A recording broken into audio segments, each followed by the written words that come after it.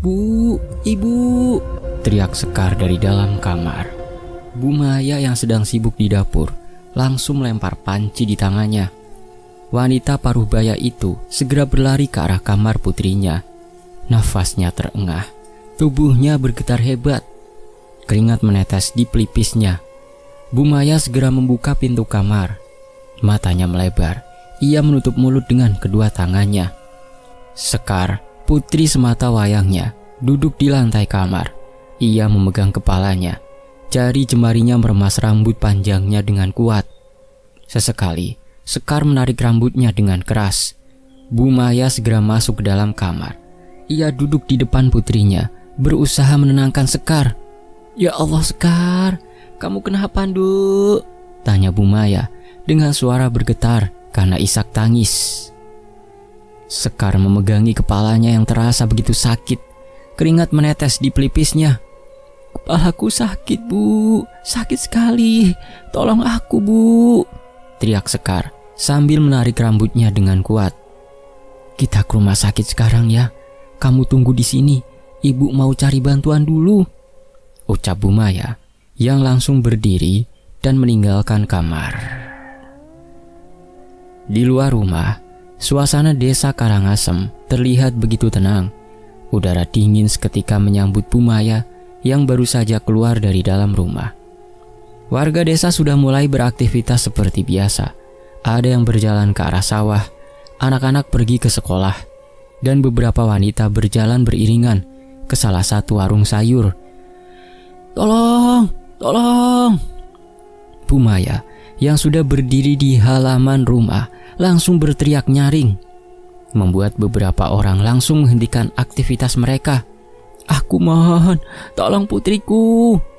Pak Jamal, salah seorang petugas keamanan yang baru saja pulang dari ronda, segera berlari ke arah Bu Maya. Matanya menatap wanita itu dengan cemas. Tongkat keamanan digenggam erat di tangan Jamal. "Ada apa, Bu?" tanya Jamal yang baru saja sudah berdiri di depan Bu Maya. "Pak Jamal, tolong anak saya, tolong Sekar, Pak." Bu Maya menjawab dengan gugup. Sekar dia lagi kesakitan di dalam kamarnya." "Astagfirullahaladzim," seru Pak Jamal dan beberapa warga desa yang sudah berdiri di depan Bu Maya. "Sudah, Bu, lebih baik sekarang sampean masuk ke dalam. Saya mau ke balai desa minta tolong petugas kesehatan agar membawa ambulan kemari." Tanpa menunggu jawaban Pak Jamal, langsung meninggalkan rumah Bu Maya menuju ke balai desa. Sementara Bu Maya dengan Mak Leha segera berlari masuk ke dalam rumah. "Ibu, tolong aku, Bu. Kepalaku sakit." Sekar terus berteriak histeris. Suaranya terdengar nyaring sampai keluar rumah. Mak Leha dan Bu Maya yang sudah berada di dalam kamar langsung membantu Sekar berdiri dan mendudukkannya di atas ranjang. Suara teriakan masih terus terdengar keluar dari mulut Sekar. Bahkan kali ini lebih kencang dari sebelumnya. "Sekar, kamu sabar ya. Pak Jamal sedang panggil ambulan. Sebentar lagi kita ke dokter ya, Cahayu." Mak Leha segera memijat kening Sekar dengan lembut. "Kepalaku sakit, Mak. Rasanya kayak mau pecah," jawab Sekar sambil terus terisak. "Iya, Mak tahu. Kita tunggu Pak Jamal ya, Nduk." Bu Maya tidak bisa berkata apa-apa. Ia hanya bisa terisak di samping Sekar. Hampir 1 bulan Sekar mengalami kondisi seperti ini. Ia selalu mengeluhkan sakit di kepalanya, bahkan sampai membuatnya berteriak kesakitan. Pernah Bu Maya membawanya ke mantri desa, namun mantri hanya mengatakan kalau Sekar hanya stres. Jadi dia meminta Sekar untuk istirahat total dari aktivitasnya. Tidak berapa lama, suara sirine ambulan terdengar nyaring di depan rumah Bu Maya. Seorang sopir dan Pak Jamal langsung turun dari mobil. Mereka segera masuk sambil membawa tandu. "Sekar, kamu tidur di sini. Kita ke rumah sakit sekarang," perintah Pak Jamal yang langsung dijawab anggukan oleh Sekar. Desa Karangasem adalah sebuah desa kecil yang terletak di pinggiran Jawa Timur. Desa ini memang jauh dari kota. Tapi desa Karangasem adalah satu dari beberapa desa maju. Tidak hanya fasilitas listrik dan perbaikan jalan, program pemerintah tentang sarana dan prasarana desa serta pengobatan gratis sudah bisa dirasakan oleh semua warga. Tidak berapa lama, ambulan yang membawa Sekar akhirnya tiba di salah satu rumah sakit daerah yang ada di kota. Pak Jamal langsung membantu menurunkan tandu dan membawa Sekar masuk ke dalam rumah sakit. Aroma antiseptik tercium pekat saat pintu UGD terbuka lebar. Pak Jamal dan sopir ambulan berjalan lebih dulu. Sementara di belakang mereka, Bu Maya berjalan di samping Mak Leha sambil terisak. Dokter segera melakukan pemeriksaan terhadap Sekar. Waktu terus bergulir. Pak Jamal, Bu Maya, dan lainnya menunggu dengan perasaan cemas di koridor rumah sakit.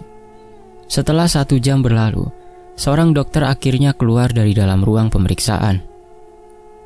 "Bagaimana keadaan putri saya, Dok?" tanya Bu Maya dengan suara yang terlihat cemas dengan keadaan Sekar. "Tidak ada yang perlu dikhawatirkan, Bu. Sekar hanya mengalami sakit kepala biasa, dan ini biasanya terjadi pada pasien yang mengalami stres berlebih," jelas dokter dengan suara tenang dan berwibawa. "Hah, stres?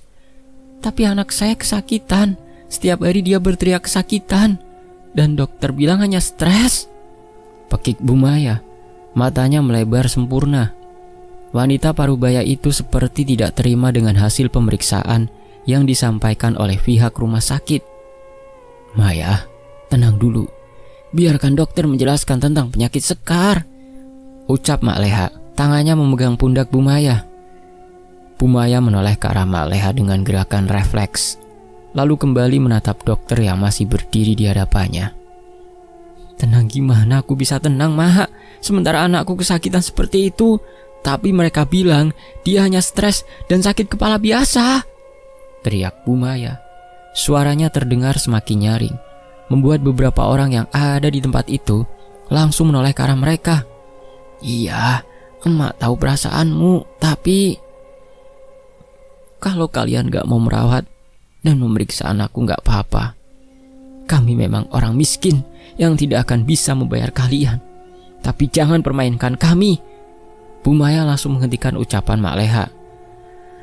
"Bukan begitu, Bu. Jangan salah paham. Hanya saja menurut pemeriksaan laboratorium, tubuh Sekar memang tidak ada penyakit, Bu. Tubuh putri ibu sehat." Dokter itu kembali menjelaskan kepada Bu Maya dengan penuh sabar. "Pak Jamal," panggil Bu Maya sambil menoleh ke arah Pak Jamal. "Lebih baik kita bawa Sekar pulang. Percuma kita ke rumah sakit kalau dokter saja tidak tahu apa penyakit putriku." Tanpa memperdulikan orang-orang di sekitarnya, Bu Maya langsung berjalan masuk ke dalam ruang perawatan, diikuti Pak Jamal dan sopir ambulan. Dengan perlahan, mereka memapah Sekar yang masih terlihat lemah. "Bu, aku sebenarnya sakit apa, Bu?" tanya Sekar yang terlihat penasaran. Wajah wanita itu terlihat begitu pucat. "Dokter bilang gak ada penyakit di tubuhmu, Nak. Mereka bilang kamu hanya stres," jawab Bu Maya dengan nada ketus. "Stres? Gak mungkin, Bu. Aku ngerasain kalau kepalaku ini sakit banget, bahkan seperti hampir meledak." Tidak ada satupun yang menjawab ucapan Sekar. Mereka terus berjalan keluar dari rumah sakit dengan mulut diam. Sejak hari itu, Bu Maya tidak pernah lagi membawa Sekar ke rumah sakit. Baginya, rumah sakit hanya tempat untuk orang kaya. Sementara dia, warga miskin yang datang dengan layanan gratisan, tidak berhak mendapatkan perawatan yang baik di tempat itu. Semakin hari, kondisi Sekar menurun. Wanita itu bahkan tidak bisa lagi bergerak. Bahkan semua aktivitasnya dilakukan di atas ranjang, termasuk buang air besar dan kecil. Setiap hari, Bu Maya terus merawat Sekar dengan sabar. Pagi itu, di warung sayur milik Mak Jannah, beberapa ibu-ibu sudah berkumpul. Tangan mereka memilih sayur mayur dengan cekatan. Aroma amis dari ikan dan daging ayam bercampur aroma rempah-rempah dari bumbu dapur tercium tajam. Kasihan ya Bu Maya, sudah janda, sekarang harus merawat Sekar yang sakit parah. Seorang wanita membuka obrolan di antara mereka. Iya, aku dengar sejak Sekar sakit, Dani sudah jarang pulang. Katanya dia pulang hanya untuk ganti baju, jawab wanita yang lain. Ya Allah, gumam Mak Janah, pemilik warung. Makanya, kalau punya suami yang setia, gak usah main api sama pria lain. Kalau sudah seperti ini, kita sendiri yang susah. Kehidupan Sekar dan keluarganya memang bukan rahasia umum lagi bagi warga desa. Dulu Sekar adalah sosok wanita angkuh dan sombong. Setiap hari dia bekerja sebagai admin di sebuah pabrik garmen. Sebelum menikah dengan Dani, suaminya sekarang, Sekar sudah memiliki suami bernama Bayu. Namun, pernikahan itu kandas karena skandal perselingkuhan antara Sekar dan Dani. Bayu yang saat itu menyadari jika dirinya memang tidak bisa membahagiakan istrinya, memutuskan untuk melepaskan Sekar dan kembali ke kampung halamannya bersama dua anak mereka. Keputusan Sekar yang berpisah dengan Bayu justru didukung penuh oleh Bu Maya.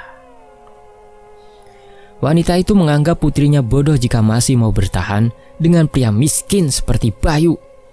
Belum juga persidangan cerai antara Bayu dan Sekar selesai, berita pernikahan siri antara Sekar dan Dani sudah terdengar di telinga keluarga Bayu. Padahal Bayu itu suami yang baik loh. Aku pernah lihat dia menyapu halaman rumah, nyuci baju, bahkan pernah sekali aku lihat dia nyuci piring. Timpal wanita yang lain sambil meletakkan plastik ayam di atas meja kayu. Ya, namanya orang matre dan gila harta, mau sebaik dan sesempurna apapun, Bayu tetap kurang di mata mereka. Wanita yang lain menjawab, "Iyo, tapi sekarang dia tahu rasa kan, kalau seperti ini jangankan dirawat, dijenguk aja sudah gak pernah." Mak Janah menyela. Tangan tuanya memasukkan sayur bayam milik pelanggan ke dalam kantong plastik. Kondisi kesehatan Sekar yang semakin menurun rupanya menjadi topik utama dalam obrolan ibu-ibu warung di warung Mak Janah. Bagaimana tidak, sifatnya yang dulu sombong dan angkuh kepada warga sekitar kini hanya bisa diam di atas ranjang. Di tempat terpisah, Bu Maya yang melihat kedatangan Dani langsung melemparkan sapu di atas tanah. Wanita parubaya itu segera berjalan ke arah Dani yang baru saja pulang dengan wajah lesu. "Dari mana saja kamu? Sudah seminggu gak pulang," bentak Bu Maya. Ia menatap Dani dengan sorot tajam. "Aku baru pulang dari kerja. Aku capek mau istirahat," Dani menjawab sambil terus berjalan masuk ke dalam rumah. "Kerja? Kerja apa yang pulang seminggu sekali? Kamu tahu nggak, istrimu sekarang sudah nggak bisa apa-apa. Dia hanya menghabiskan waktu di atas ranjang. Bahkan untuk buang air, ibu harus membawa baskom ke dalam kamar." Bu Maya menghentikan ucapannya. Ia menatap Dani dengan mata berkaca-kaca. "Seharusnya sebagai seorang suami, kamu itu yang merawatnya, menjaganya, bukan ibu," lanjut Bu Maya. Kali ini air mata berhasil turun tanpa bisa ditahan. Dani menghentikan langkahnya. Ia menghela nafas dalam, lalu menghembuskannya cepat. Pandangan Dani kini tertuju pada Bu Maya yang berdiri tepat di belakangnya. "Aku ini punya pekerjaan. Aku punya kehidupan, Bu. Gak mungkin aku terus di rumah merawat Sekar yang penyakitan seperti sekarang," bentak Dani. Ia memasukkan tangannya di kedua saku celananya. "Lah tapi sebagai suami sudah jadi kewajibanmu merawat Sekar. Dia itu istrimu." Bu Maya terus berusaha memberi penjelasan kepada Dani, menantunya. Dani yang sudah bosan dengan ocehan Bu Maya langsung masuk ke dalam kamar. Pintu ditutup dengan keras seperti dibanting. Bruak! Di luar kamar, Bu Maya terus berteriak sambil mengetuk pintu kamar. "Kamu keterlaluan, Dani. Anakku sudah melepaskan semuanya demi bisa hidup denganmu. Tapi sekarang kamu justru mengabaikannya seperti ini, teriak Bumaya sambil mengetuk pintu kamar. Di dalam kamar, aroma asam dari keringat bercampur aroma pesing berputar di udara kamar. Walaupun jendela sudah terbuka lebar, Dani menutup hidungnya. Perutnya terasa diaduk saat aroma itu menerobos masuk ke dalam hidung. Kalau tahu kamu sakit-sakitan seperti ini, lebih baik aku cari wanita lain daripada menikahi wanita yang hanya menjadi beban buatku. Dani menoleh ke arah Sekar yang terbaring. Maafin aku ya Mas, aku juga nggak mau sakit seperti ini. Tapi apa boleh buat, Allah sudah mengatur semuanya, jawab Sekar dengan air mata yang mulai berlinang. Alah, jangan bawa-bawa nama Allah. Kalau penyakitan akui saja, bentak Dani sambil menutup pintu lemari dengan keras. Dani segera memakai baju yang baru saja ia ambil dari dalam lemari. Tanpa menunggu lama, Dani langsung kembali berjalan ke arah pintu kamar. Mas, kamu mau kemana Mas? Tanya Sekar. Suaranya terdengar serak seperti keluar dari tenggorokan paling dalam. Mau kemana aku itu bukan urusanmu. Lebih baik sekarang kamu pikirkan saja bagaimana caranya bisa sembuh dan jadi istri yang sempurna untukku, Dani menjawab sambil terus berjalan keluar kamar. Pria itu seolah tidak peduli dengan kondisi Sekar saat ini. Bagi Dani, yang terpenting sekarang adalah bagaimana dia bisa pergi dari rumah itu dan menikmati kebahagiaannya di luar rumah. Sementara itu, Sekar yang melihat perubahan suaminya kini hanya bisa menangis. Ada penyesalan dalam dirinya karena sudah memilih meninggalkan Bayu dan anak-anaknya. Ya Allah, maafkan aku, Sekar bergumam dalam hati. Air mata menetes semakin deras. Sekar, kamu kenapa, Nduk? Apa Dani menyakitimu? Bumaya yang masuk ke dalam kamar langsung memeluk putrinya dengan erat. Bu, aku capek. Aku ingin sembuh. Aku mau kembali seperti dulu. Sekar terus terisak di pelukan Bumaya. Iya nak, nanti malam Ustadz Abdul datang. Dia akan memeriksa kondisimu, jawab Bumaya yang terus memeluk tubuh Sekar. Bumaya mengatakan jika 2 hari yang lalu salah seorang tetangga sempat datang untuk menjenguk Sekar. Namun saat itu Sekar tertidur pulas. Sampai akhirnya mereka memutuskan untuk mengobrol di teras rumah. Dari obrolan itu, tetangga tersebut menyarankan Bumaya untuk memanggil Ustadz Abdul. Pasalnya, ia merasa jika penyakit yang dialami oleh Sekar terasa tidak wajar. Bumaya yang ingin melihat anaknya sembuh pun memutuskan untuk menemui Ustadz Abdul sepulang dari sawah milik Juragan Asep. Dia menceritakan semua kejadian yang dialami Sekar. Sampai akhirnya Ustadz Abdul berjanji akan datang ke rumah Bumaya selepas azan Isya. Bu, semoga kali ini aku bisa sembuh ya Bu. Sekar menatap wajah Bumaya dengan tatapan sayu. Bumaya mengangguk pelan. Ia menggenggam tangan Sekar dengan erat. Ibu juga berharap seperti itu nak. Ibu juga mau kamu sembuh. Ibu mau kamu kembali seperti dulu. Malam turun begitu cepat. Suasana desa sudah terasa begitu sepi. Pintu-pintu rumah warga sudah tertutup rapat. Angin berhembus kencang menerpa daun-daun kering yang berserakan di mana-mana. Di dalam rumah Bumaya, Ustadz Abdul duduk di kursi kayu yang diletakkan di samping ranjang. Sekar menatap wajah tua Ustadz Abdul dengan tatapan penuh harap. Mulut Ustadz Abdul bergerak pelan, seirama dengan gerakan tasbih yang berputar di tangan kanannya. Sekar menceritakan kejadian sebelum dirinya sakit. Malam itu, Sekar bermimpi didatangi seorang wanita berambut panjang dengan wajah nyaris hancur dan penuh darah. Wanita itu menatap Sekar dengan tatapan dendam. Perlahan ia mulai mendekat dan mencekik leher Sekar dengan kuat. Mimpi itu terus berlanjut, tidak hanya di dunia mimpi, tapi juga di dunia nyata. Beberapa kali Sekar melihat sosok wanita itu berdiri di kamarnya dan mencekiknya dengan kuat. Ustadz Abdul tidak menjawab. Ia hanya mendengarkan setiap kata yang keluar dari mulut Sekar sambil sesekali mengangguk pelan. "Ada yang menaruh dendam kepadamu, nak," jawab Ustadz Abdul dengan suara lirih. Maksudnya anak saya disantet, Ustadz." Bu Maya langsung menjawab dengan cepat. Ustadz Abdul mengangguk pelan. Matanya tertuju ke arah Bu Maya dan Sekar bergantian. Dendam yang dia miliki cukup kuat sampai akhirnya dia mengirimkan santet dengan tujuan membuatmu menjadi kembang amben. Siapa yang melakukan itu, Ustaz?"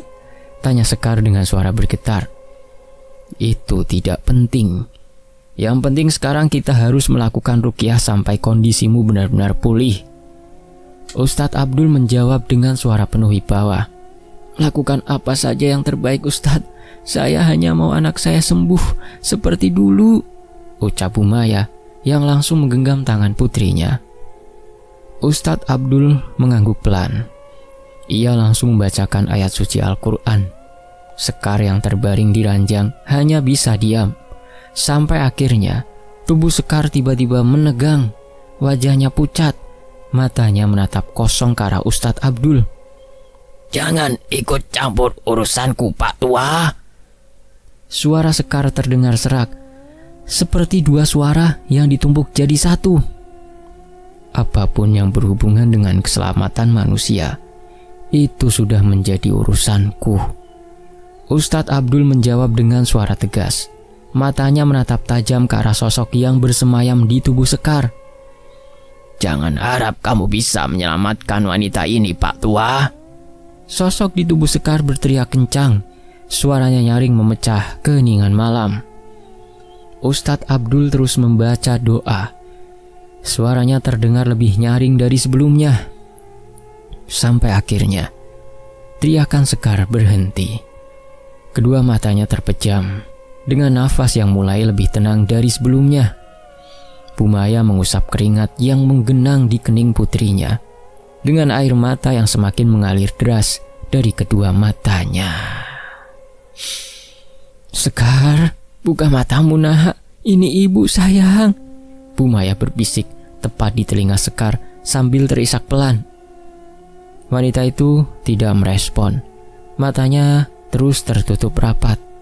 Kedua tangan dan tubuhnya terkulai lemah. "Ustadz, apa anak saya akan baik-baik saja?" tanya Bu Maya. Suaranya bergetar karena isak tangis.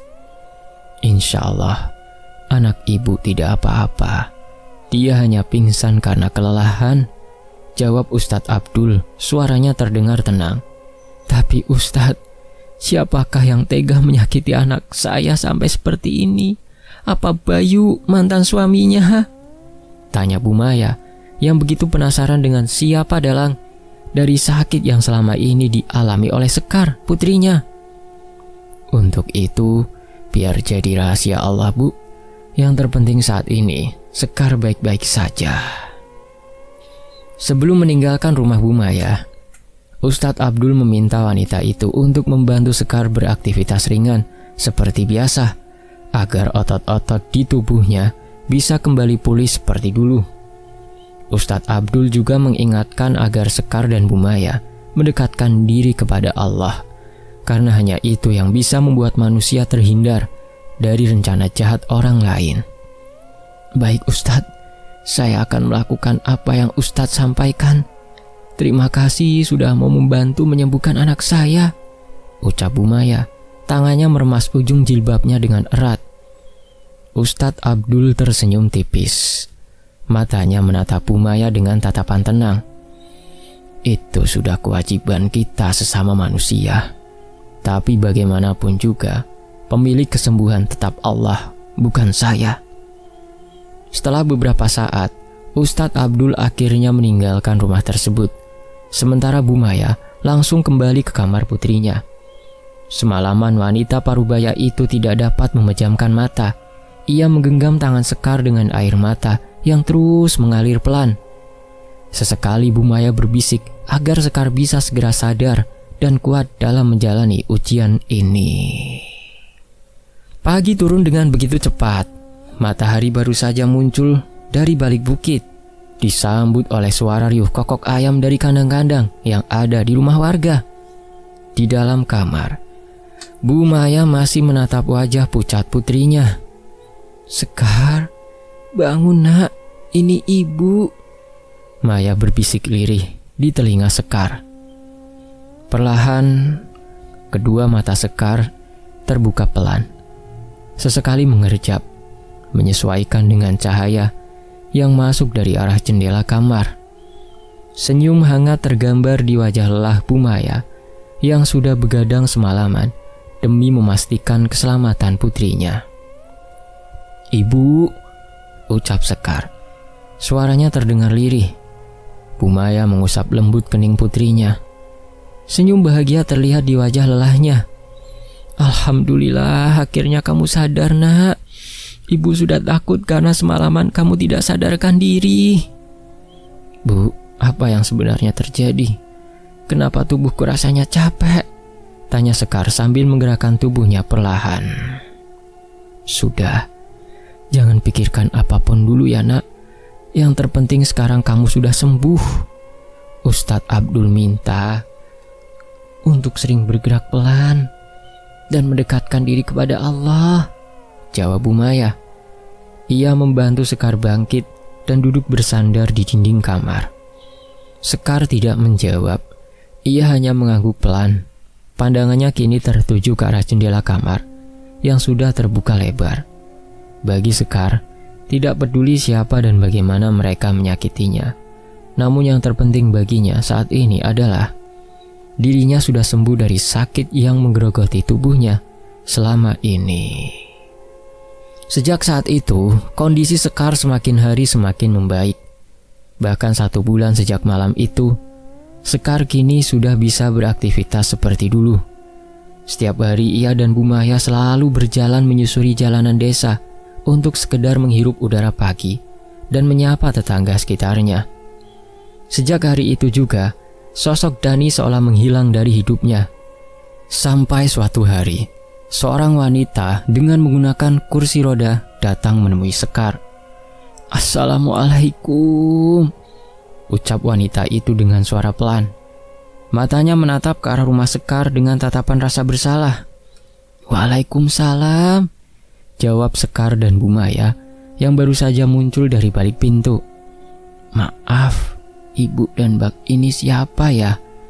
Dan ada perlu apa datang ke rumah kami?" tanya Sekar saat melihat wajah asing dua wanita yang ada di hadapannya. "Ada yang ingin kami sampaikan sama Mbak Sekar dan keluarga," jawab wanita yang duduk di kursi roda dengan ragu. "Boleh kami masuk ke dalam sebentar?" Bu Maya yang sejak tadi diam langsung mengangguk cepat. "Nggih, monggo silakan masuk." Kedua wanita itu tersenyum tipis, lalu masuk ke dalam rumah sederhana tersebut. Setelah mereka duduk di ruang tamu, wanita parubaya yang menemani putrinya mulai memperkenalkan diri mereka.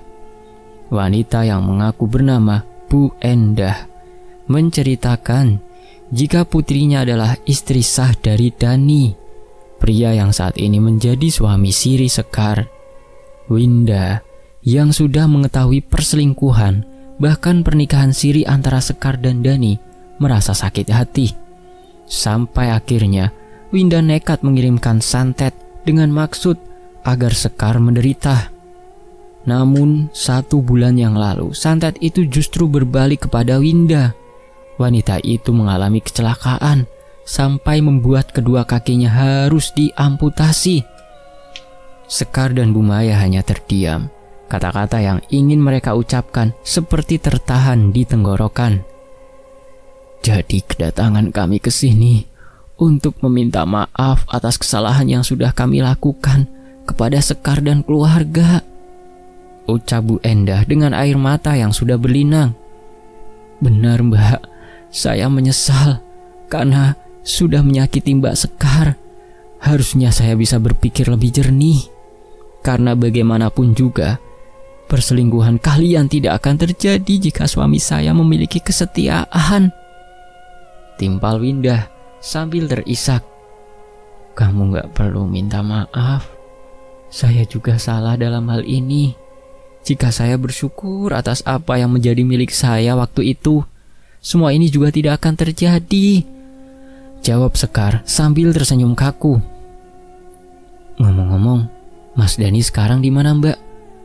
Kok dari tadi saya nggak lihat dia di rumah ini?" tanya Windah tiba-tiba. Sekar tidak langsung menjawab. Ia melemparkan pandangan ke arah Bu Maya. Mata Sekar terlihat ragu untuk menjelaskan apa yang terjadi pada perubahan sikap Dani saat dirinya sakit. "Dani sudah tidak ada di rumah ini," jawab Bu Maya dengan ketus.